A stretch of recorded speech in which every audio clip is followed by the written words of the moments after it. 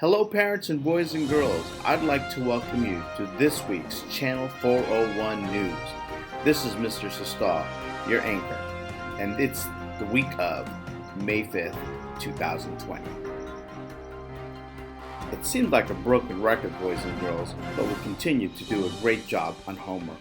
As you can see, 83% of you have turned in homework. Remember, homework is a learning opportunity, so don't feel like you have to do everything that's been assigned. I continue to want you to work at your own pace with the hopes of, as you get used to distance learning, you're able to do a few more or complete a few more assignments.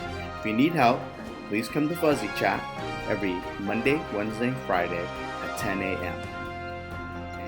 I think it's really important for parents to have the opportunity to check and review their child's homework, and I say this for three reasons. I think it's very important for there to be an element of accountability when it comes to work. I also believe that children should have the opportunity to correct and turn in again any pieces of homework where they missed quite a few of the questions. And lastly, I think by checking homework, it sets an expectation to do one's best. Some of you may still be asking yourself, where do I find my child's homework to check? Well, let me clear up that mystery. If you go to the Teams page, on the left-hand margin, you will see an icon, the chat icon right here. So the first thing you want to do is click on the chat icon, and that will take you to the chat room. And under chat, under recent chats, you will see assignments. Once you click on assignments, it will take you to this page right here. So this is basically what the whole page looks like. So you have your chat here and your assignments, and what it will do is it will give you a listing of all the assignments that have been returned.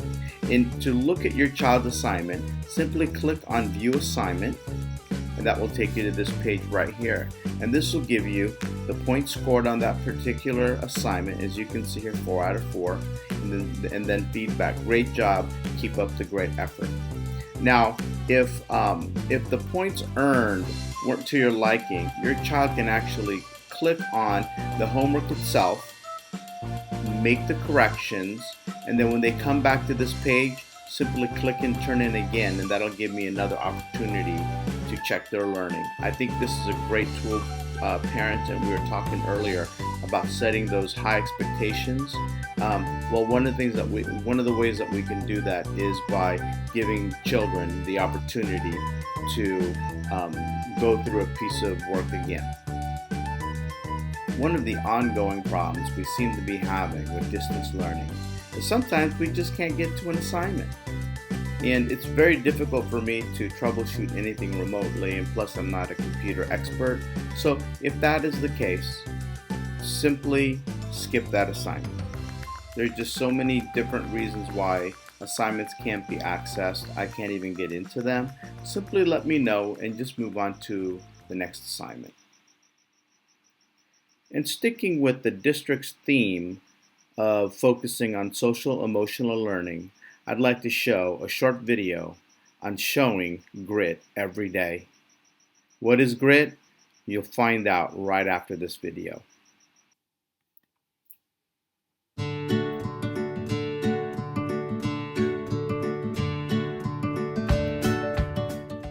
When you fail at something, you try again to get it right. What is the word for when you show perseverance or are determined to do something? The word is called grit. Grit is defined as your passion to achieve long-term goals, as well as having mental toughness and courage. It is your will to try again, to do something better than before.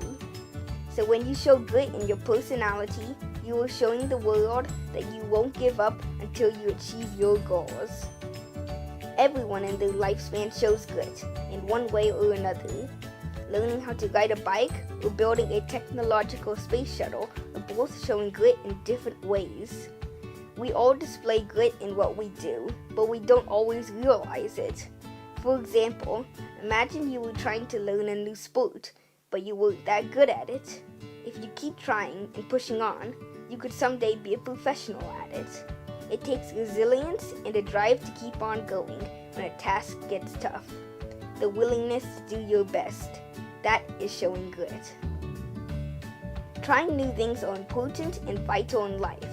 Can you imagine what would happen if people didn't try new things? Grit is the complete opposite of that. It helps you create new boundaries and explore new goals. Being scared of trying new things, you will miss opportunities and situations to achieve great things. You could lose an opening for a great job, or even the opportunity to develop a new cure for cancer. Without grit, the human race would not be able to evolve, discover, and create what we are today. That is why grit is so important. It feeds our need for adventure and can open up endless options. Grit is your inner will to do and be the best you can. It helps satisfy your soul as a person and pushes you to achieve your goals. Whether you are a celebrity or a teacher in this world, we all have grit to shape our lives to how we want to live. In the end, grit is a part of everyone. Sometimes it takes a tough situation in life to bring it out. But if you look deep within yourself, you will find the strength to persevere.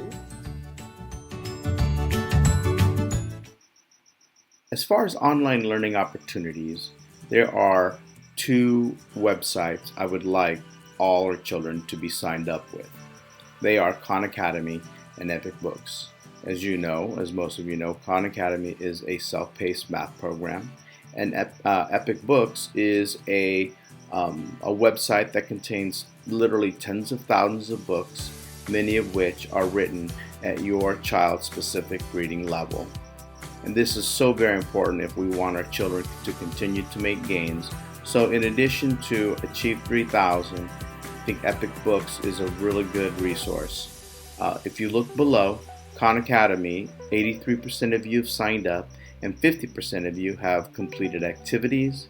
With Epic Books, 29% of you read this week. And right below me, Khan Academy, I've assigned 2 more units. One is adding and subtracting to 1,000. We covered this actually before we went on this forced hiatus, but it's a skill that the kids continue to need to practice, along with measurement, which is our current unit of study. If you have any questions, please let me know. As most of you know, I've made some slight adjustments to our fuzzy team chats on Teams.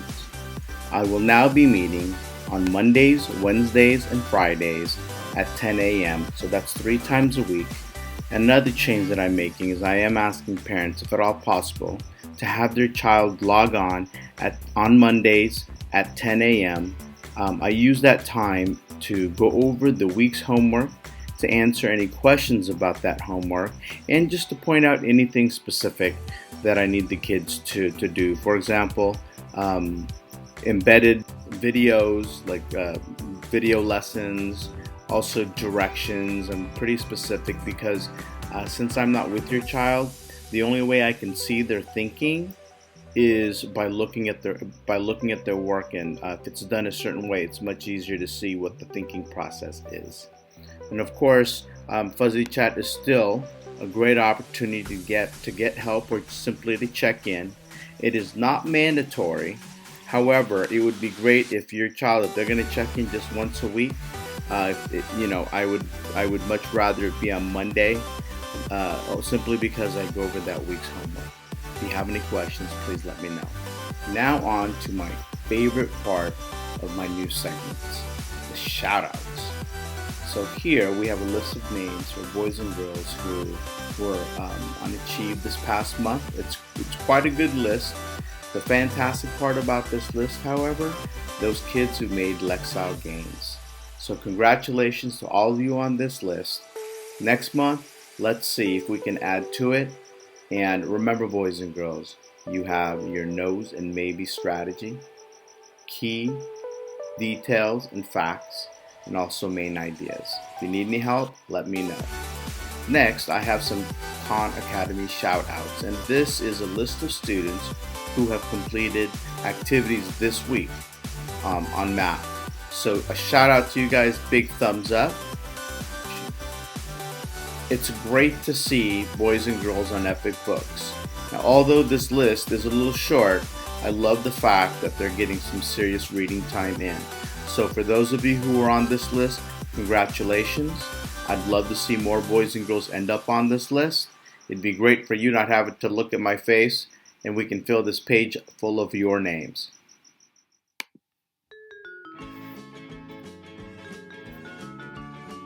Hello, my name is Ace, and this is my hilltop drawing.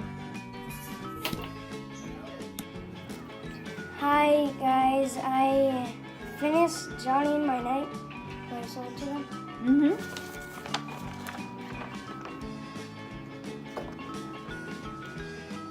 An amazing night. I'm gonna color it soon. And his name will be So Night Night. And his superpowers is his special talent. His special talent is gonna be invisibility. Alright. And fire. Hello guys. A fun fact about me that I have a really big cat. Her name is Ellie. She's very playful. Cute.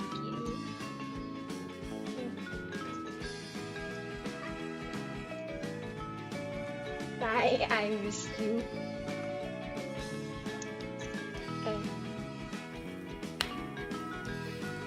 Hi, my name is Ian, and this is my favorite toy. And this toy is from Beyblade Burst Rise, and this is how it works. You put this string inside, like this. It goes. Then you put the bead like that. And there it goes.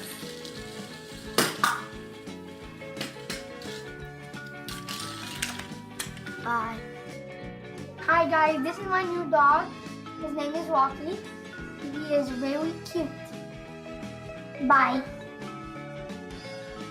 Hello everybody, it's me, Cameron, and these are my Godzilla toys, and here's the box for this Godzilla, and it comes with a tonic breath, and I hope I can see your toys. Bye. I'm going to end this week's newscast with the question of the week. Congratulations, boys and girls. If your name is on this list, that means that you got the question of the week correct. So if we take a look at it, growing necklaces. Every year, Matthew makes a necklace for his sister Jancy, and here are the drawings of the necklace. Now, pay particular attention to this. So for year 1, she has 3 beads, year 2, 5, and year 3, 7. Well, what I see here is I see a pattern, and those of you got it right, you too saw the pattern. So if we have 3 beads here, and the next year you add 2 beads, now you have 5. You add another 2 beads the next year, you have 7. You add 2 more beads, you now have 9 beads. So that was the correct answer. And if you to make a necklace, I'll just make a straight necklace. So we simply have to make 9 circles. And since I'm using my pen on here, it doesn't look too good, but 4, 5, 6, 7. And if you take a look at the second question, how many beads would Matthew need to make a necklace for Jancy's 6th year?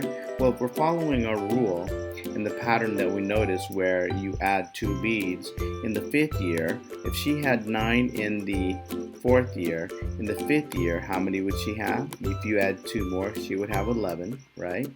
And then for the 6th year, if you add 2 more beads to that, you end up with the number 13. So that's how many beads she would have in the 6th year.